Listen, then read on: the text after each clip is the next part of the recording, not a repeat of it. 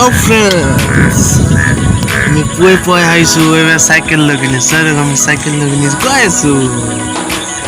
আছো চাইকেল লৈ বলো so এই সাইডে একবার সাইকেল লৈ যাই আছো আমি